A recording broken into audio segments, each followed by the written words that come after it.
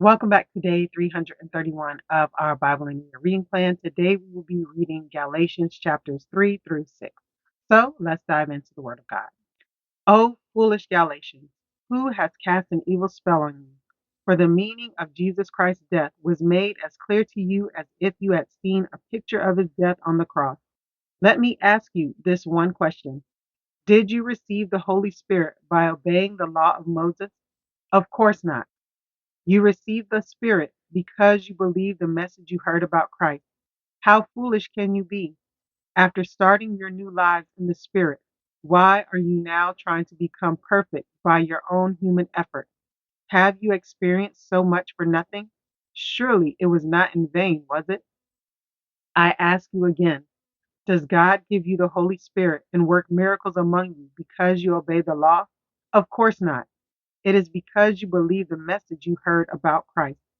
In the same way, Abraham believed God, and God counted him as righteous because of his faith. The real children of Abraham, then, are those who put their faith in God. What's more, the scriptures look forward to this time when God would make the Gentiles right in his sight because of their faith. God proclaimed this good news to Abraham long ago when he said, all nations will be blessed through you. So all who put their faith in Christ share the same blessing Abraham received because of his faith. But those who depend on the law to make them right with God are under his curse. For the scripture says, cursed is everyone who does not observe and obey all the commands that are written in God's book of the law. So it is clear that no one can be made right with God by trying to keep the law. For the scriptures say, it is through faith that a righteous person has life. This way of faith is very different from the way of law, which says, it is through obeying the law that a person has life. But Christ has rescued us from the curse pronounced by the law. When he was hung on the cross, he took upon himself the curse for our wrongdoing. For it is written in the scriptures, cursed is everyone who is hung on a tree. Through Christ Jesus, God has blessed the Gentiles with the same blessing he promised to Abraham, so that we who are believers might receive the promised Holy Spirit through faith. Dear brothers and sisters, here's an example from everyday life. Just as no one can set aside or amend an irrevocable agreement, so it is in this case. God gave the promises to Abraham and his child. And notice that the scripture doesn't say to his children, as if it meant many descendants. Rather, it says, to his child. And that, of course, means Christ. This is what I'm trying to say. The agreement God made with Abraham could not be canceled 430 years later when God gave the law to Moses. God would be breaking his promise. For if the inheritance could be received by keeping the law, then it would not be the result of accepting God's promise. But God graciously gave it to Abraham as a promise. Why then was the law given? It was given alongside the promise to show people their sins, but the law was designed to last only until the coming of the child who was promised. God gave his law through angels to Moses, who was the mediator between God and the people.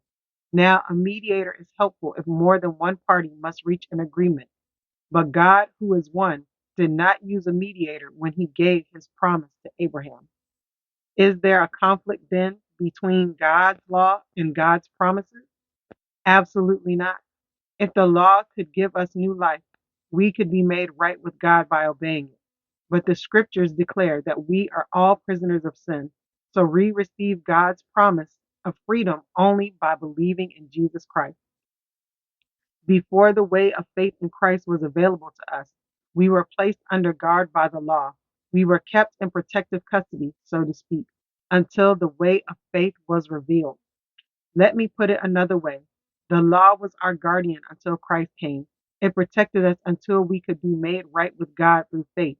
And now that the way of faith has come, we no longer need the law as our guardian.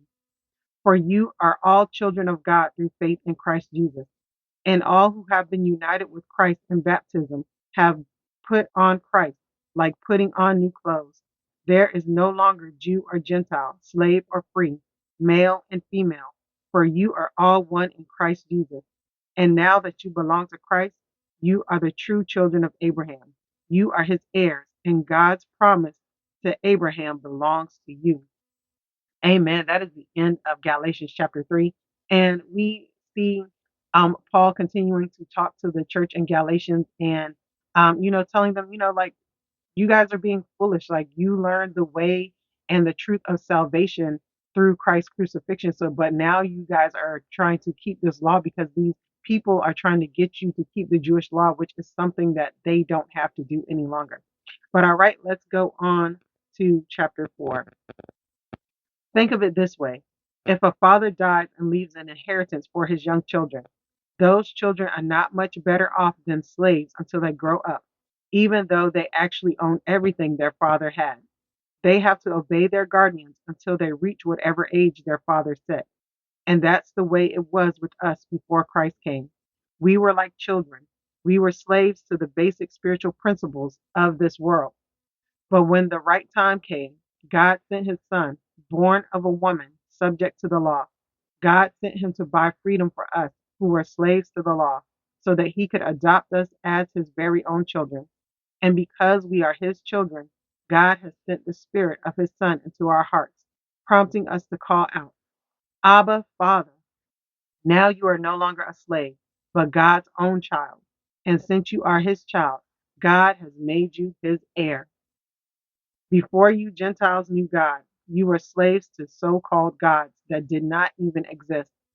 So now that you know God, or should I say, now that God knows you, why do you want to go back again and become slaves once more to the weak and useless spiritual principles of this world? You are trying to earn favor with God by observing certain days or months or seasons or years. I fear for you. Perhaps all my hard work with you was for nothing.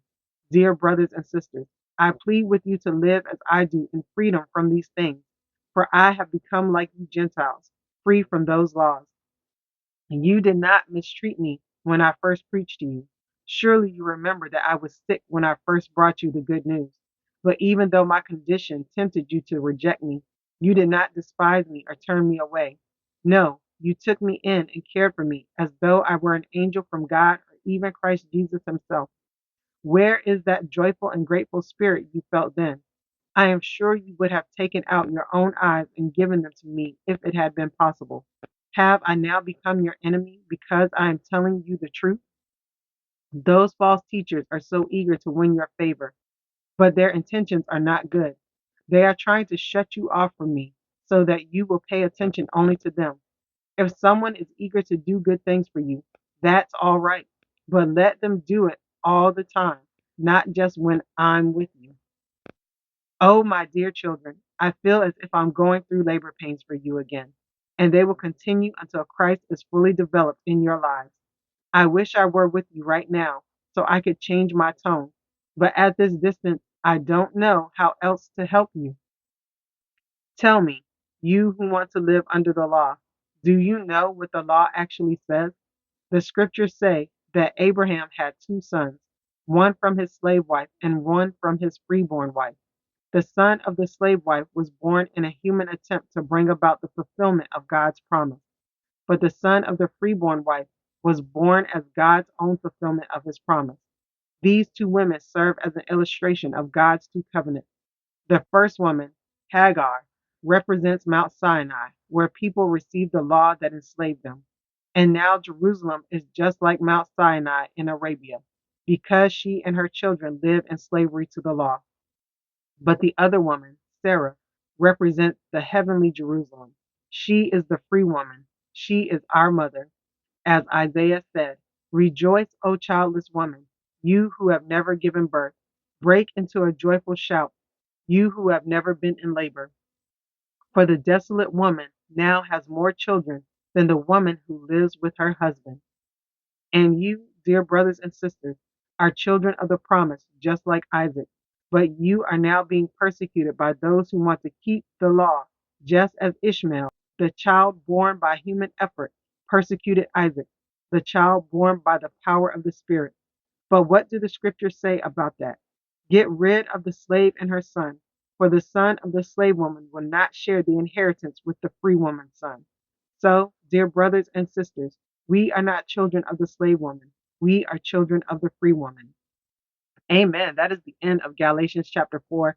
And we see Paul continuing to talk to them and, tell them, we are not under the law anymore because of Jesus Christ sacrifice on the cross. And they have these teachers coming in, once again, trying to get them to obey the Jewish law, trying to get them to be circumcised and to follow Jewish holidays and festivals.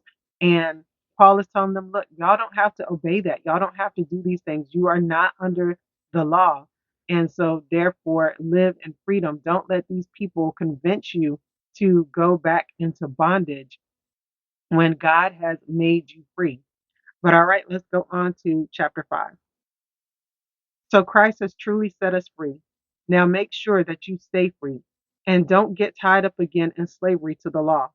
Listen, I, Paul, tell you this. If you are counting on circumcision to make you right with God, then Christ will be of no benefit to you. I'll say it again. If you are trying to find favor with God by being circumcised, you must obey every regulation in the whole law of Moses. For if you are trying to make yourselves right with God by keeping the law, you have been cut off from Christ.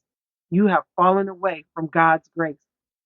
But we who live by the Spirit eagerly wait to receive by faith the righteousness God has promised to us. For when we place our faith in Christ Jesus, there is no benefit in being circumcised or being uncircumcised. What is important is faith expressing itself in love. You are running the race so well. Who has held you back from following the truth? It certainly isn't God, for He is the one who called you to freedom. This false teaching is like a little yeast that spreads through the whole batch of dough. I am trusting the Lord to keep you from believing false teachings. God will judge that person, whoever he is, who has been confusing you. Dear brothers and sisters, if I were still preaching that you must be circumcised, as some say I do, why am I still being persecuted? If I were no longer preaching salvation through the cross of Christ, no one would be offended. I just wish that those troublemakers who want to mutilate you by circumcision would mutilate themselves. For you have been called to live in freedom, my brothers and sisters. But don't use your freedom to satisfy your sinful nature. Instead, use your freedom to serve one another in love. For the whole law can be summed up in this one command: love your neighbor as yourself. But if you are always biting and devouring one another, watch out. Beware of destroying one another. So I say, let the Holy Spirit guide your lives. Then you won't be doing what your sinful nature craves. The sinful nature wants to do evil, which is just the opposite of what the Spirit wants. And the Spirit gives us desires that are the opposite of what the sinful nature desires. These two forces are constantly fighting each other. So you are not free to carry out your good intentions. But when you are directed by the Spirit, you are not under obligation to the law of Moses. When you follow the desires of your sinful nature, the results are very clear: sexual immorality, impurity, lustful pleasures, idolatry, sorcery, hostility, quarreling, jealousy, outbursts of anger, selfish ambition, dissension, division, envy, drunkenness, wild parties, and other sins like these. Let me tell you again, as I have before, that anyone living that sort of life will not inherit the kingdom of God. But the Holy Spirit produces this kind of fruit in our lives: love, joy, peace, patience, kindness, goodness, faithfulness, gentleness, and self control. There is no law against these things. Those who belong to Christ Jesus have nailed the passions and desires of their sinful nature to his cross and crucified them there. Since we are living by the Spirit, let us follow the Spirit's leading in every part of our lives. Let us not become conceited or provoke one another or be jealous of one another. Amen. That is the end of Galatians chapter 5. And we see Paul continuing to tell them, keep your freedom in Christ. Don't become bound to these religious laws, especially the issue of circumcision, because if you follow one part of the law, you have to follow everything in the Mosaic law in order to be counted as righteousness. As with our faith in Christ Jesus, we are just supposed to follow the Holy Spirit and the Holy Spirit's guiding. And then he goes on to talk about, when we live by the Spirit, we don't indulge the flesh and fall into these sins of the flesh that he listed, but instead we produce the fruit of the Spirit, which he also listed, which we know as the fruits of the Spirit, joy, peace, patience, kindness, love, all of that stuff. But all right, let's go on to chapter 6. Dear brothers and sisters, if another believer is overcome by some sin, you who are godly should gently and humbly help that person back onto the right path. And be careful not to fall into the same temptation yourself. Share each other's burdens, and in this way, obey the law of Christ. If you think you are too important to help someone, you are only fooling yourself. You are not that important. Pay careful attention to your own work, for then you will get the satisfaction of a job well done, and you won't need to compare yourself to anyone else, for we are each responsible for our own conduct. Those who are taught the word of God should provide for their teachers, sharing all good things with them. Don't be misled. You cannot mock the justice of God. You will always harvest what you plant. Those who live only to satisfy their own sinful nature will harvest decay and death from that sinful nature. But those who live to please the Spirit will harvest everlasting life from the Spirit. So let's not get rid of doing what is good. At just the right time, we will reap a harvest of blessings if we don't give up. Therefore, whenever we have the opportunity, we should do good to everyone, especially to those in the family of faith. Notice what large letters I use as I write these closing words in my own handwriting. Those who are trying to force you to be circumcised want to look good to others. They don't want to be persecuted for teaching that the cross of Christ alone can save. And even those who advocate circumcision don't keep the whole law themselves. They only want you to be circumcised so they can boast about it and claim you as their disciples. As for me, may I never boast about anything except the cross of our Lord Jesus Christ. Because of that cross, my interest in this world has been crucified, and the world's interest in me has also died. It doesn't matter whether we have been circumcised or not. What counts is whether we have been transformed into a new creation. May God's peace and mercy be upon all who live by this principle. They are the new people of God. From now on, don't let anyone trouble me with these things, for I bear on my body the scars that show I belong to Jesus. Dear brothers and sisters, may the grace of our Lord Jesus Christ be with your spirit. Amen. Amen. That is the end of chapter 6 and also the end of the book of Galatians. And so we see Paul giving the Galatian churches this warning about reaping what you sow. So if you sow to the flesh, you're going to reap worldly things. If you sow to the spirit, you're going to reap a blessing and, blessings from the Lord and spiritual blessings. And then he goes on to tell them, don't let these people fool you into getting circumcised because they just want to claim you as their own disciples. They really don't have your interest at heart. But all right, guys, that is the end of day 331 of our Bible in a Year reading plan. I pray that you are blessed by this reading. Don't forget to check out the reflection questions in the description section of the video. Like and subscribe to the channel if you have not already, and I'll see you in the next video. Bye.